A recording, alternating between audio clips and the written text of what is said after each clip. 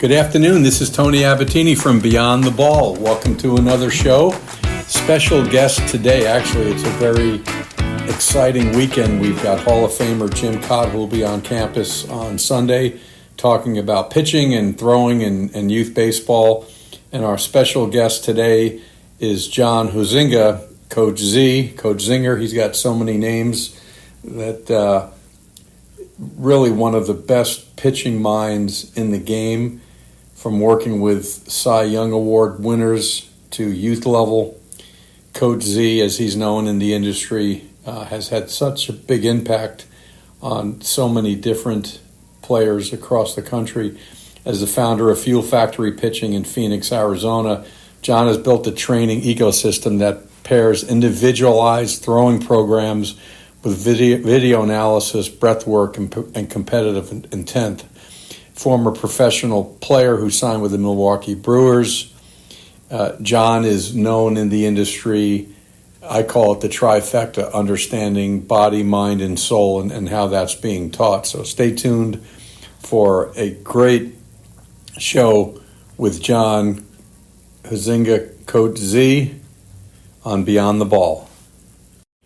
We're excited about having John join the Frozen Ropes National Pitching Advisory Board based in Arizona. John will be available to many of our Frozen Rope locations, and even our Powered By locations now will be a tremendous resource, along with some other pitching experts that we've assembled to become part of our National Pitching Advisory Board. Stay tuned. John. What's going on, Tony? Good to hear from you. Thanks for joining the show. Happy to be here.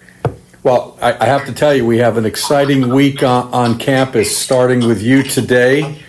And on Sunday, we have Hall of Famer Jim Cott joining us. We're calling the next few days, John, generational pitching, starting with you. And Jim will be here talking to parents on... we call it the big three, and I know you do also: velocity, command, and recovery. But exciting to get your insight on pitching and a host of other issues that are real important at the youth level. Awesome. We'll start, and this is interesting, John. I'm going to put you right on the firing line right from the beginning. Jim Cott says that pitching coaches should be banned at the youth level. He takes the position, and he says it tongue-in-cheek, Z, but I think you can appreciate it. We got a generation of kids here that are taking pitching lessons, but they don't know how to throw. Your take on that?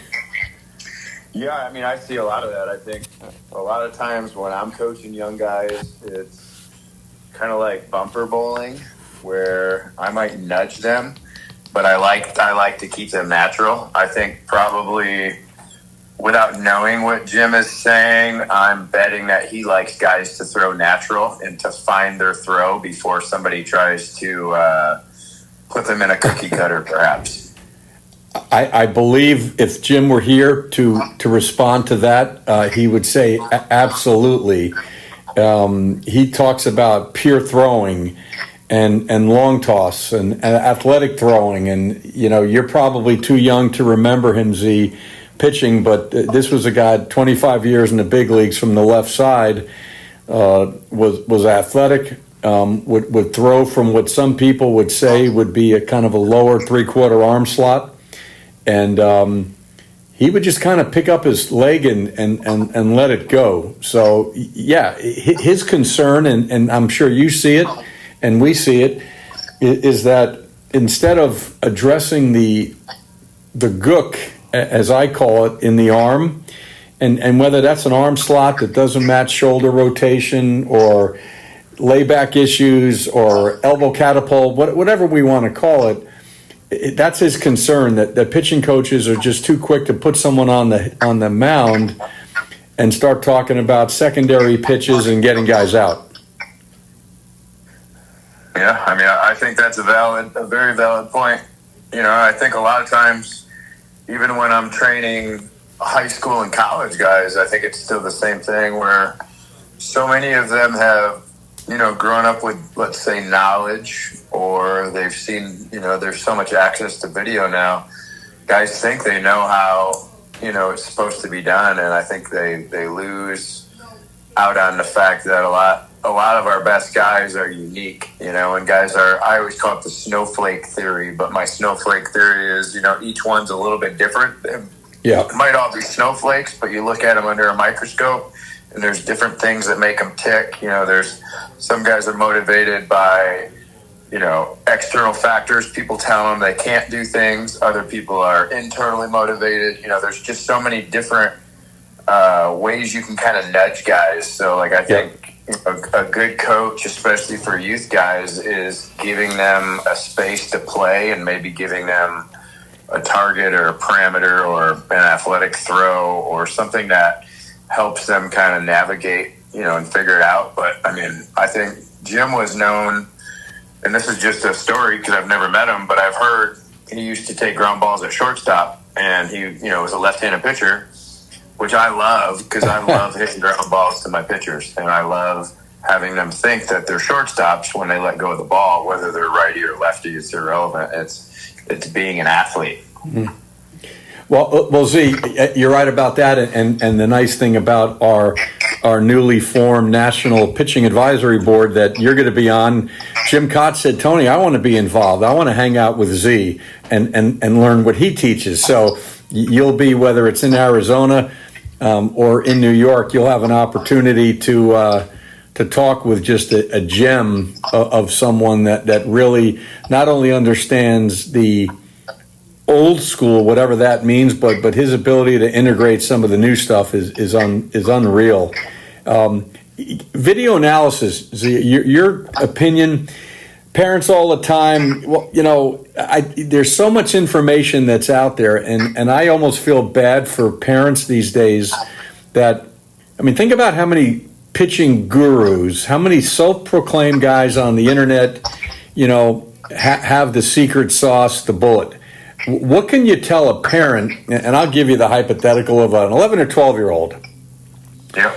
And everything, remote pitching instruction is very popular right now. It's how some of these guys scale very quickly. And there is a time and a place for remote. There's no doubt about it. But you send a video over to pitching guru number one, and an hour later you get a breakdown on, you've got balance point issues, you've got sequence issues. It's now the time to impress the parent with all the cliche words that are out there.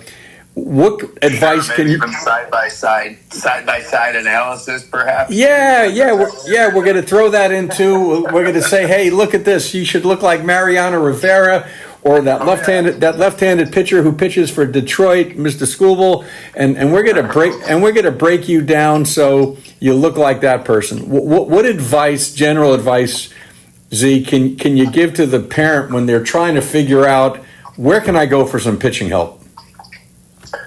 Yeah, it is a problem out there for sure. I think for each individual to discover and to have like a guided self-discovery is key. I do some online stuff and I do some remote stuff as well.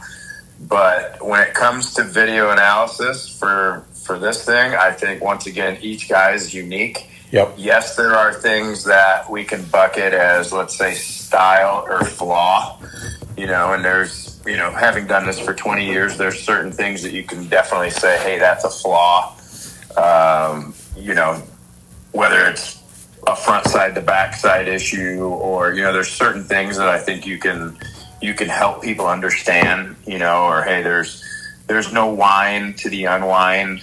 When we look at a pendulum, I think instead of like a comparative analysis of one human to another, a lot of times I think giving them something that's relatable.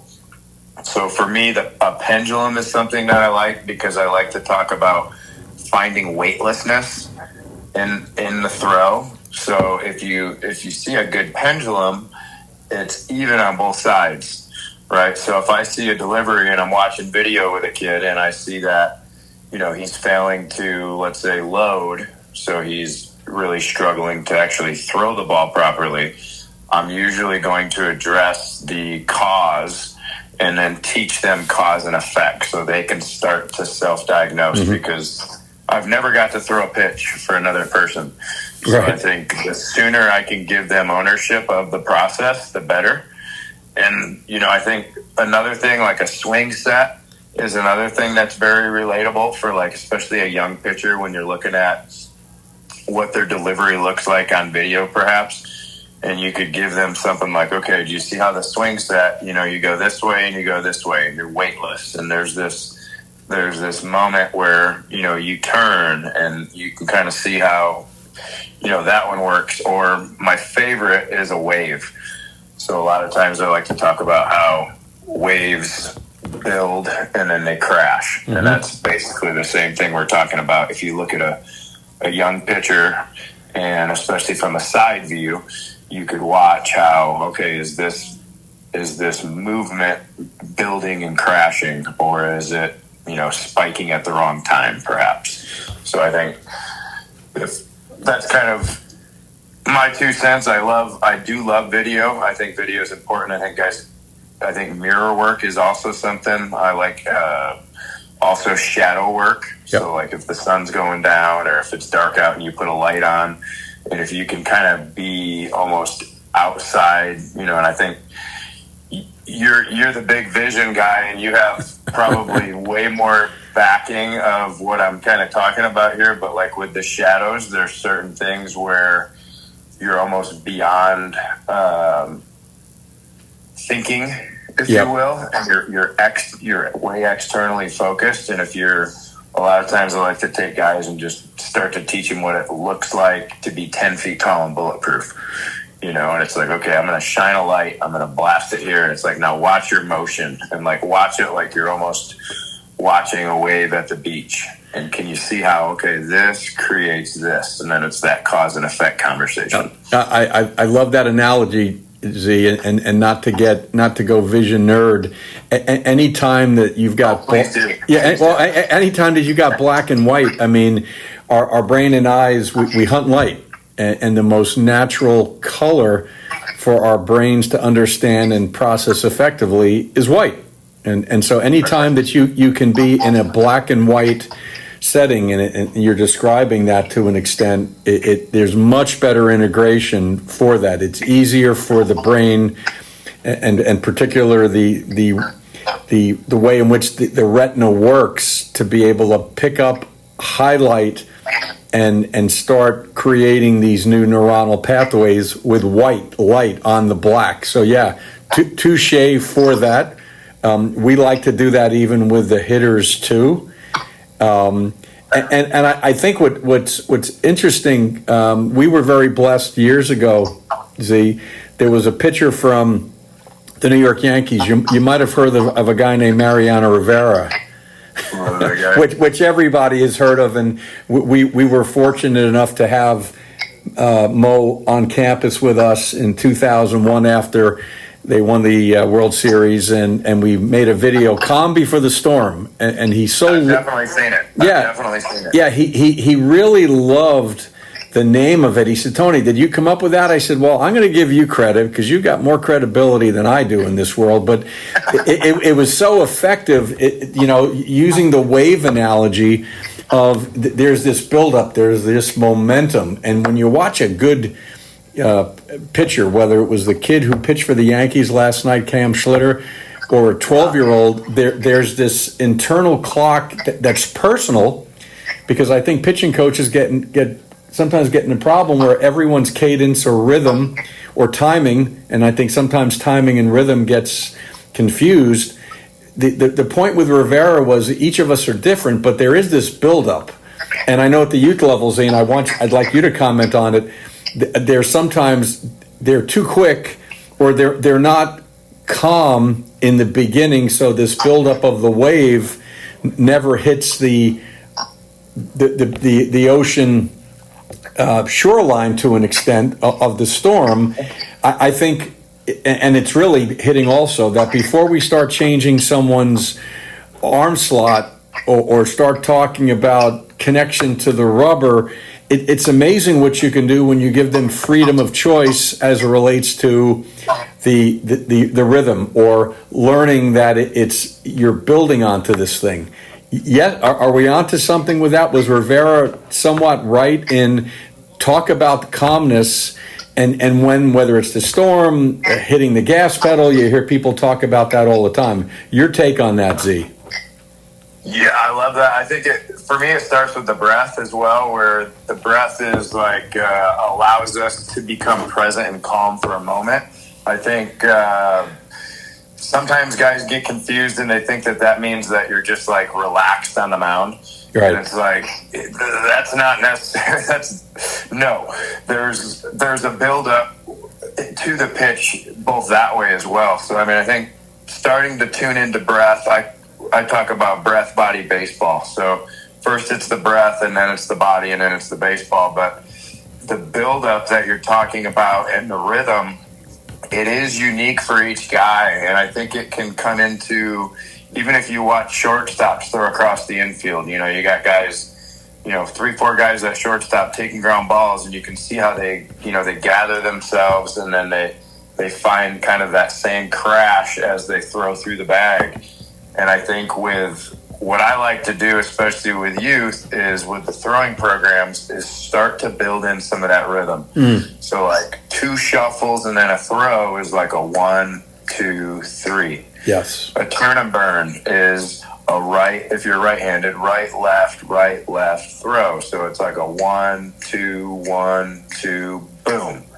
And that boom is kind of where it builds, but the 1, 2, 1, 2 tends to be kind of like the pendulum, where it's fairly even, like it's building, but at the same time it's like a good wind-up. I got to hang out with Roger Clemens a couple weeks ago and had some just epic conversation about the things that he felt when he was out there, but we talked rhythm and we talked timing and we talked build-up, because if you ever watched him throw, I got to watch him when he was playing for Team USA in the World Baseball Classic down here. Is epic. And he was in the outfield playing catch, and he would drop the ball on the ground and then pick it up like he was fielding the ground ball and throw it when he was out in his long toss. And at the time I was still playing too, and I would watch him and I'm like, okay, he's doing something here more than just what it looks like, right? But you could see where part of it, yes, he was being athletic and fielding the ground ball, and he was gathering it. And then the other part was the buildup, and his rhythm matched what you'd see him do on the mound. And he did talk about that. And it's something that I like to teach the kids, because then when they're on the mound, and a lot of times it's a song where it's, if you come watch bullpens at our place, and the Rocket actually did this the other day, I was like, okay, what's your come out song? And he was like, Linkin Park Faint. So I turned it on, and I'll have to send you the video, John took it, but he, points to the sky and does, literally his whole thing that he would do. And it was like a flashback, I'm sure, for him. But for us watching, it was just like, okay, you could tell, because I was there with a bunch of kids. I'm like, watch, how many times do you think he's done that? And how many times do you think that it's like, that's his expression or his art, or that's his way of getting himself where he needs to be when he's out there on that mound? Because it is such a unique place, as standing on the middle of the mound, putting the ball in play. And I think the almost the alter ego, if you will, is where that song a lot of times will take you. So when you're playing catch, or you got those things going, you might have 10 different guys in your group, but it's like they might each have a different song going. Now, you might notice that some of the cadence is the same, or you said rhythm and timing. You'll see similarities, or like we say, success leaves clues. But Pedro Martinez moved at a different pace than Roger Clemens did. Yep. Randy Johnson moved different than Walter Johnson. And each guy kind of has their own song, if you will. There's the same beats, there's the same notes, there's things that we can see that are in common, but at the same time, I think the more you can teach guys to kind of make their own art, if you will, or make their own song, that's when we really see guys that are out there, you know. And I think I talk about it with the kids sometimes. There was a Keanu Reeves movie. I forget the name of it right now off the top of my head, but like Hardball or something. It was a cool movie. But there was this kid who's pitching, and you know, he put on these headphones, and it was like his song was like the Notorious B.I.G. Big Papa, if I remember it right, or one of those songs. But it was like he had that beat, and you could just see it in the delivery. And I think a lot of times it's one of those things where when you see guys sync it up and really take ownership of it, you just see it. And a lot of times all you got to do is say, hey, kid, what song you got right here? Yeah. Or what's, you know, with a pro or somebody that's, you know, had a choice, it's like, hey, what's your song?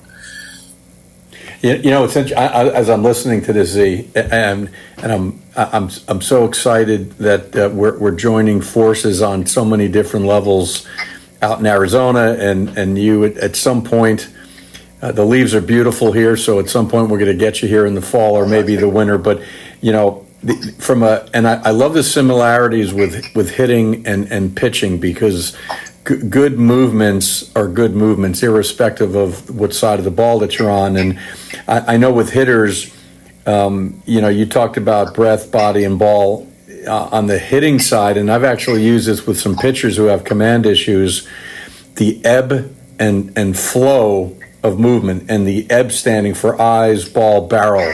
If you think about what hitters do, and if you really can get them to understand how the eyes control mindset many times. Obviously, the eyes are so important, whether it's target acquisition or picking up the flight of a 95-mile-an-hour ball. But this ebb, the eyes, ball, barrel, to make that, it's so simple.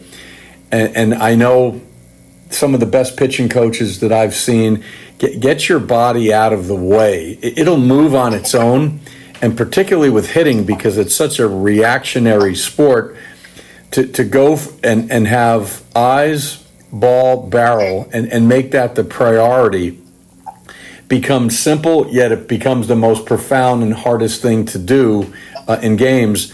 And then the whole music thing was great. I know I talked to the hitters about the music or the tone or the humming or whatever. It's the bridge to your superhero. And every young player that comes in here from an analysis, right? You know, whether it's Spider-Man, Flash, the Hulk, it's that invincibility. It's that I can do anything at this point, and whether it's the visualization or play acting the superhero, or the music, to your point, as you shared with Clemens, it just simply takes the different level, and you're in that superhuman way of talking about it. Those are the things that, boy, I wish pitching coaches and even hitting coaches around the country, Z, would spend more time with these topics. And unfortunately, and I get frustrated talking to pitching coaches, well, Tony, you know, that breath play or breath work, whatever term we want to use, makes sense, and visualization, and how every single great pitcher and hitter control, touch, gaze at the runway, that magical space between the rubber and home plate. And you watch every major league pitcher, they have their own personal gaze, and what that means for them to stay visually grounded with that. And the hitters all the time are doing that. That's where we can help more guys throw strikes and take their laboratory pitching delivery and swing and have it transcend into a game. So important. And I've got to ask, Z, can you chase velocity and command at the same time in a pitching lesson? Because that becomes a major problem at facilities. We know velocity is important. It's your invitation to the party, but at some point we've got to get guys out. But from your perspective, more at the youth level, can you chase velocity and command at the same time? Well, I mean, for me, different. When we talk velocity too, it's different for different guys. Like I have you mentioned Skubal earlier, and if you watch Skubal throw a bullpen, I mean, I've seen him 98 to 100 in a bullpen, right? Whereas Josh Hader, for example, is just going to throw a name, but it's like if you watch him throw in the bullpen versus you see him throw in the game, it's not even close to the same as far as the velo. Yeah. And I was the same way. I was up to 98, but if I was in the pen, you'd see me, 86, 87. And then I think it's part of how the wave crashes, and certain different guys do it different. It's not right or wrong, right? Liam Hendricks was another guy, just threw absolute missiles in the bullpen. Ken Giles, same thing. And then there's other guys who you'd see them super smooth, and then all of a sudden a hitter gets in there and it's a different level. And it's, once again, I think it's a style thing, not a right or wrong. I think what you were mentioning with the vision and then the superhero stuff is, yes, I think that's the stuff we need to let these kids develop when they're in the facilities versus making robots or having them all throw the same, perhaps.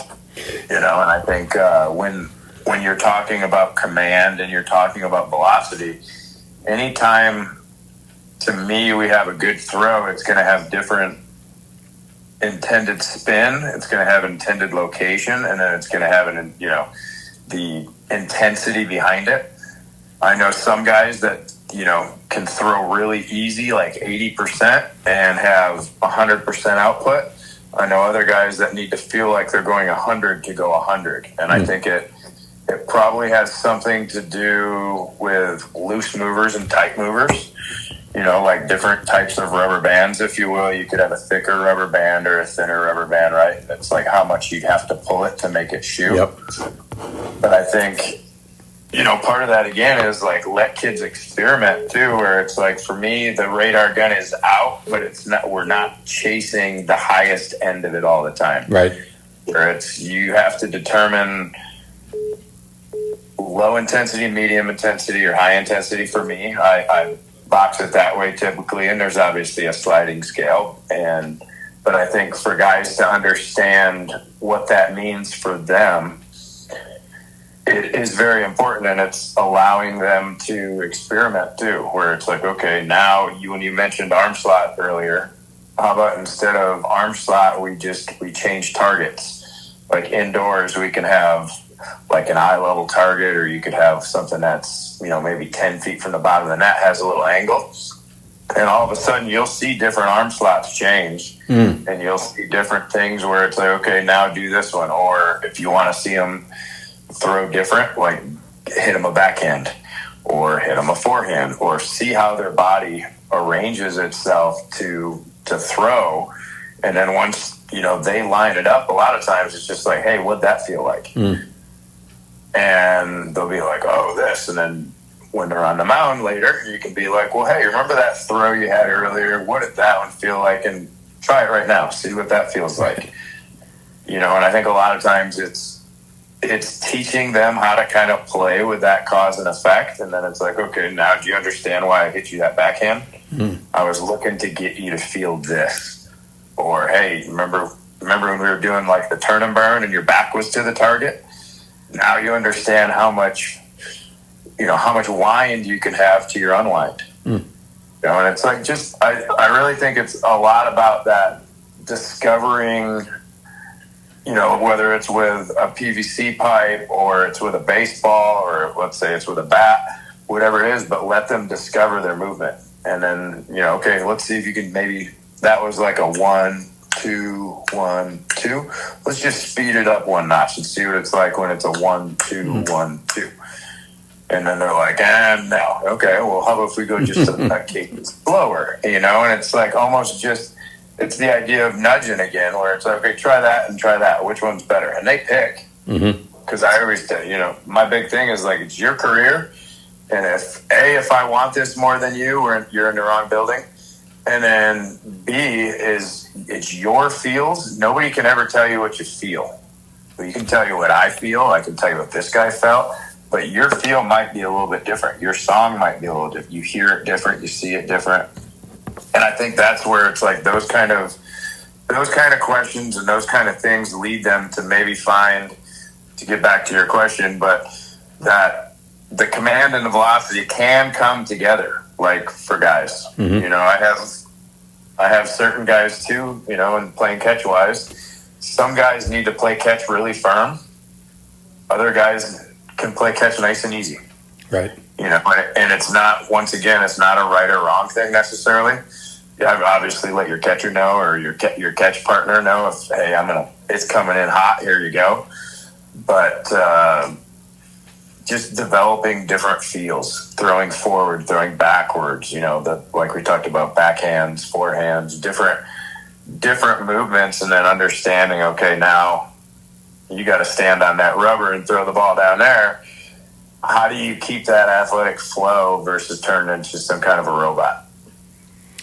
Z, your opinion on, and again, defining long toss. Some coaches like it, some don't. And again, I'm looking at young pitchers that we see here. We know that distance equals velocity, that at some point if you can take a ball and throw it 300 feet plus, we know that's starting to impress people in the way of 90 miles an hour. And again, we're limited in a lot of our facilities because we're inside. But where does long toss, and maybe you can define what long toss is, and to what extent is that helpful with young players trying to learn and understand where and how their body moves most effectively? So I'm a big fan of throwing in general. I think technique always wins. So there are things that, let's say I even like, and this was the Nolan Ryan hat drill, but it was like long toss with a hat 10 feet in front of your partner and you're one hopping them and reading the backspin on the baseball, you know, and it also is something that I think is really important for young guys that are position players, which should be all of them still, right? Mm-hmm. That's another conversation. But when you're a ball player, you should be able to backspin a baseball and get it to bounce straight. Versus like a lot of times you'll see guys, if their throw is off, that when they spin it, it's going to either hop one way or the other. And I think that's important because you're starting to pay attention. And then if you are long tossing, I think your technique needs to stay there. So it's like, it's not necessarily the limitation of distance, but I think as long as you can kind of keep a good throw, then it could be useful. But if you're just going to huck it, then it's a little bit different. I like contrast, so I like sky throws. Like if I'm indoors or outdoors. If you're outdoors, it's like you're throwing yourself a catcher pop. And how high can you throw it? And how hard can it be to catch it? If you're indoors and you're in a net, it's like trying to throw the ball through the roof. And then you can do the same thing, and you need a ball that won't bounce, but you can throw the ball down into the ground. So there's different ways that you can leverage your body to throw the ball up, and then different ways you can throw it down. And then obviously when we throw it on the mound, it's kind of a combination of both, you know? So I think once again, it's going to be experimentation and giving guys room to play and giving guys room to maybe even do it wrong initially and then teach them how to do it right versus like just trying to cookie cutter them all. Like allow them to feel the difference, you know, hey, that one hurt, for example. Yep. Because I mean, sometimes guys hurt, and I think that's a conversation to have with guys too, where it's like, okay, if you bumped your elbow on the countertop, it's going to hurt. Right? But how long is it going to hurt for? Well, it depends on how hard you bump it. But I think it's one of those things where sometimes you have a bad throw as a kid and you're hypermobile and you're loose jointed and all that fun stuff. And all of a sudden your arm hurts and then you're guarding it and you change your throw versus if you realize it's like, hey, I just bumped it on the counter. Just take a second, take a breath, you know, maybe do a couple dry throws or hold on to the ball and throw it. Or hold on to the ball instead of throw it. Mm-hmm. You know, like a hold with it, because sometimes that's the good thing for guys to feel too. Is, and we'll do it with different objects, a stick or a club sometimes, but where you're working on holding on to it. so that you get the feeling of your hand perhaps staying behind it more. But once again, it's allowing yourself to get feedback from your throw, because sometimes, even with professionals, when their throw is off, you need something like a throwing sock. I love the throwing sock, but it's something that gives you feedback for, okay, that hurt versus like that felt good. And it's like, okay, do more of the ones that feel like this versus the ones that feel like this. And then guys can start to notice, okay, when I do this, that's when my arm gets really sore on the inside after I pitch, or, whether it's an acceleration or a deceleration issue. And then they start to once again learn to, okay, this is the kind of throwing I need in between my starts to get me back to this. And you see a lot of guys, if you go watch, especially high-level guys throw, they talk about like their athletic throws in between. Because a lot of times you go play 162 games and you turn into a robot. You just go out and play catch just from the stretch every day or something, versus a lot of the guys now, you see them going out and doing more athletic type of throws, which as facility guys, we've kind of encouraged guys to do anyways. But long story short, I think the more different types of throws you can have, the better, because you're adjustable. And then especially if you're being taught how to get feedback, okay, this hurt, this didn't, this one's better, right? I love that. I love that line, John. Room to play. It reminds me when youth coaches sometimes come in and we watch them manage a game, and I'm sure you can appreciate this. One year we took out masking tape and we duct taped their mouths in the fall, just as a reminder that if we're going to help young players develop to whatever I say, to whatever genetic capability they're able to, they need to learn how to play the game with their eyes and not their thoughts. And so by duct taping the coaches at third and first base, particularly with base running, right? A 12-year-old or a high-level major league player, they need their visual system to tell them when to go. That the prime reaction, no pun intended, is the visual stimulus, not the auditory reminder. So let the children play. Actually, Major League Baseball is using that now to allow these phenomenal athletes to just do their thing and be charismatic and whatnot. And it's the same thing as I'm listening to you with pitching. Let the children play and simply give them room to play with guardrails and boundaries. I mean, I've also heard that, and a parent who's coming in, that's paying a facility owner X amount of money for pitching parentheses throwing lessons, there still needs to be some structure. You can't just throw a bunch of balls out on a turf and tell children to go play. But to your point, I think the industry has gotten way too much on structure and robotic throws that we've gotten away from the room to play. And quite frankly, Z, a lot of it has to do with pitching coaches that want to impress people, that the more they talk, the more structured, the more drills, right? The more do this and don't think about it on a certain short-term level. The parents think that spending more money is good because this particular pitching coach is telling my son exactly what to do, where you're saying that might not be the best thing to do long-term. Well, 100% agree. And I think, too, part of it is guys will they'll say it's the program, right? Like, it's the program, or like guys will ask me, hey, can you program for me? And I'm like, I could program for you in my sleep, but is it what's right for you, A, because everybody's a little bit different, right? And then to me, it's about the energy I'm going to put into it, not about how many sets and reps and exercises. Like, I've seen so many different guys come in and do different things where it's like just certain things make certain guys click. Yep. And, for one guy, it might be sitting on the floor and playing with a 4-pound weighted ball. With another guy, it might be throwing a ball into a wall. With another guy, it might be, I see guys do hacky sack.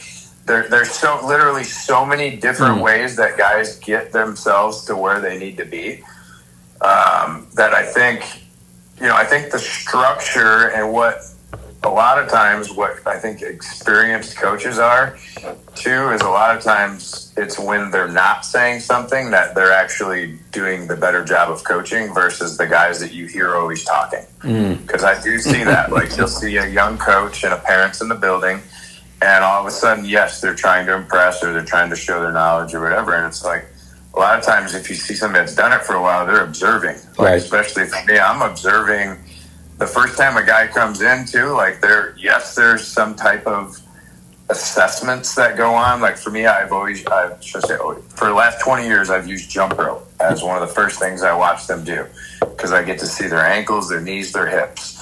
From there, I also get to see their hands, I get to see their eyes, I get to see their body language. There's so many different things that I get to see when you jump rope.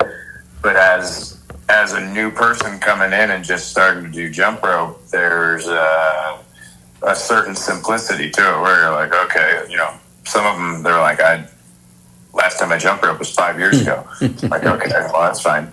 You know how to do it, right? And I'm like, yep, okay, go ahead. 50 jumps on 2 feet to start, 10 on your right, and then 10 on your left. And then kind of there's more from there, but it shows me a lot. And I think, any time we're working with young guys, especially, yes, there's some structure that's important, but I think if we can let the coach be the drill, or the drill be the coach, the drill be the coach, if we're using the strategy of, okay, I like to do a lot of stuff with tennis balls, so they'll have 2 tennis balls and I'll give them the drill. When they're doing the drill, I might say a little something as they're going, or kind of like help correct a little guy, but I'm going to let them do it wrong because it's hard initially. Like, a lot of times, just take 2 tennis balls, you bounce one with your right hand, catch it with your left, and then you're exchanging it, and then I have them just walk. But if I was trying to make each one of them do it exactly the same, or if I was trying to, I guess, micromanage, you could say, or puppet master them on exactly how to do it, to me, that ain't it. Yep. There's more like give them, and it's the play is more than just the throwing. Like, the play needs to start. You call it breath play. I like to call it breath play. There's so many different ways that even with their warm up or a wake up or whatever you want to call it, we want to wake up their brain, their body, the whole thing. But also at the same time, we need to wake up their sense of play. Where it's like, I think a lot of times you see too, even in the weight room, sometimes you'll see guys where it's like, yes, technique wins all the time, but different bodies move different. So like, if we're doing a warm up, different guys are going to do it a little bit different. Let them do that and kind of see and watch them play versus like, like every single one of them looks like the same exact thing. And I think when you're warming guys up, or like, for example, the tennis ball stuff that we do, or we do some box breath stuff with, it's 11 rounds of box breath. You start off with your pinkies, and then your ring finger, then your middle finger, then your index finger, then your thumb. And then you I call it spider on the glass, the whole hand, and then you work your way back. And each one is we start off with a 4-second inhale, 4-second hold, 4-second exhale, 4-second hold. And they start to kind of tune in, but it's like the same thing where it's like, it's a little bit of play. And then I encourage them to go, okay, eyes open on the inhale, eyes closed on the exhale, where it's just little things, but you start to turn on their sense of A, ownership, but then B, that play. And all of a sudden now we're throwing and we're working on stuff perhaps, but at the same time we're playing with it. And I just find that guys can discover stuff and they're less protective versus, sometimes I've seen certain coaches and you see the kid and it's like they're being tortured during that lesson. You come in and it's like, are you guys even having any fun? Like, you guys remember this is a game too, right? And it's like the kid he's all in his own head, and it's like the coach is all trying to fix him every throw, and it's like, dude, there's something's broke here. John, I question on, and this is great. Tough question. The importance of strength training and flexibility in pitching. These are questions actually that we get all the time in New York and even San Diego, where we've got 2 facilities. The hypothetical is as follows. I've got a 12-year-old boy. He's not shaving yet. We don't have any money to send him to a strength trainer or whatnot. What can that 12-year-old do to get himself stronger, faster, or mobile in the confines of his own home? And as I say, well, as long as you have a floor, I'm sure you're going to provide some level of what somebody can do when they're not at a facility or with you. What can someone do to improve velocity, help their running speed? And we all know that getting stronger at some level is going to show up with either the radar gun or a bat speed meter. What would you tell that parent that just simply wants to see their 12-year-old more athletic and be stronger? So I'm gonna tell you a fun little story with that one. So I got to train this kid. His name's Matthew Liberator. He pitches for the St. Louis Cardinals now, but he started with me when he was 11 years old. And the jump rope assessment that I told you about, yep, I did with him. And his first time he comes in, and he struggles with it just like anybody else that's ever done it. And the next week, literally a week later, he comes in for a lesson. Same thing in my backyard at the time. And he walks in and he has his own jump rope. And he literally does the whole thing pretty much without even kicking the rope, and just never changed like body language or nothing. Like if he kicked the rope, he just kept going. And I look at his dad. I'm getting goosebumps right now, but I look at his dad, Anthony, and I go, does he have a twin brother? I said, because there's no way this is the same kid. And he goes, just so you know, on the way home last week, he made me stop at Sports Chalet, buy him a jump rope, and then he went in the backyard and refused to come in and eat until he could do that jump rope workout. And knowing Matthew to the level I do now, it was the thing where it's like he was embarrassed that he couldn't do it at the time. And he is someone who, instead of being like, that's something that I suck at, I'm never doing it again, he was like, no, I'm going to become like the best at that. And it's fresh in my mind because this morning I had it pop up, him in my backyard jumping, and it was when he was really good. He was about 18 right before he got drafted in the first round, and it was just it was incredible how simple of a thing a jump rope that can determine so many other things. Where it's like during his senior year, I was coaching at his high school, and a lot of the scouts would want to know, he put on, I think it was 23 or 24 miles an hour during high school. He was 74 as a freshman, and he was 97 as a senior. So he was 23. And they wanted to know like how that happened, and when, the question always was like, when did you know he was different? And I said, to be honest with you, it was the first week I ever met him, because I'd never seen a kid just like flip a switch like that and just like obsess over something. Some guys you'll see, maybe it's, if I was to give you exercises, I would say lunges are probably number one importance for me for a pitcher. But then from there, get really good at body weight movements, and I think that's, it's something I used to do. You're probably familiar with Paul Reddick, 90 mile per hour club. Yeah. Yes. I used to do workouts, 10-minute workouts that you could do. And I did them for Paul's 90 mile per hour club stuff, which was awesome. But I would get so many positive responses from people that basically would take 10 minutes and go through these workouts.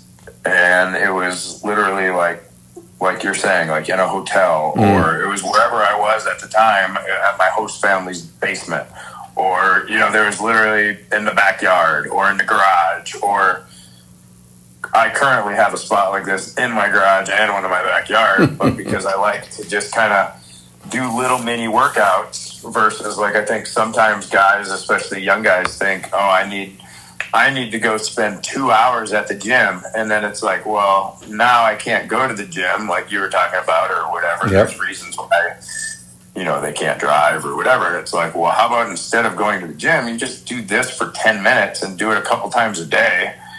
And guess what? That adds up over time, like a lot.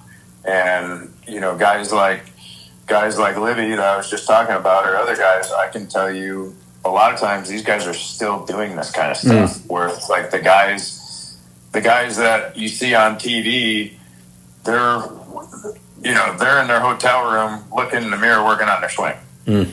So they're maybe doing something a little bit extra. I can tell you I was at the All-Star game this year, and I was there early because my flight came in early in the morning, and I'm walking in, and Aroldis Chapman's walking out.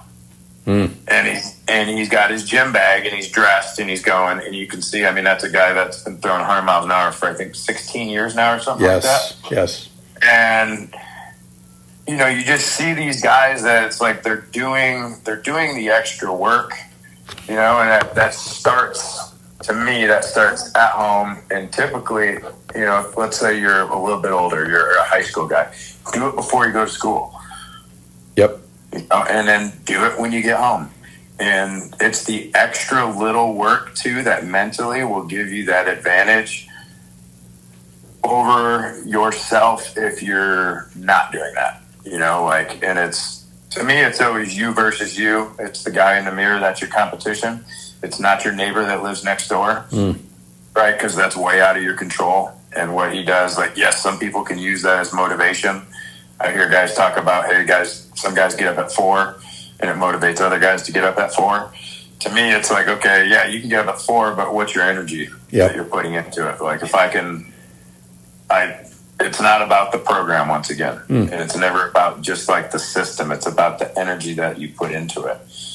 And I think when you're doing 10-minute workouts at home and you start doing stuff, it's like your excuse list goes down and you become a problem solver. You start to figure things out. And that's what good baseball players are. They're problem solvers. They can get things done with nothing. Like if I have just me in the ground or I have a rock, I'm on a camping trip, and I can tell you I've made some fun videos of workouts with 2 rocks in my hand. And I'm literally going through like a lunge and a punch and a pull, because if you understand movement, and especially the movements that we need, push, pull, lunge, level change, rotation, there's certain things where it's like, okay, now I'm on the ground and I can do push-ups, but maybe instead of doing just like a regular push-up, I'm doing like a Spider-Man push-up, or where I'm getting on, basically I'm rotating one leg up and I'm rotating down, and it's more relatable for a pitcher versus like maybe if I was an offensive lineman and I'm pushing, but I think rotation for pitchers is very important. So like, there's certain things. We do star jumps. We do jumping jacks. You could do jump rope, but stuff where literally there's no excuses. You can do it anytime. Well, and you know what, John, to your point, you hate to say just do something. And with this generation of children that just need to move, you almost want to say, pick what you want to do.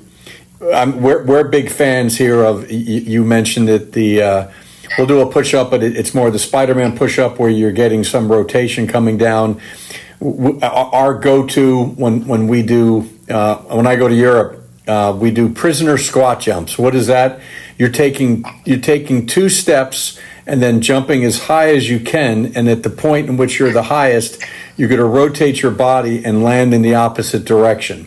Most kids can't even do that the first time, but by day 2 or 3, you're giving them a plyometric move. We do it to music.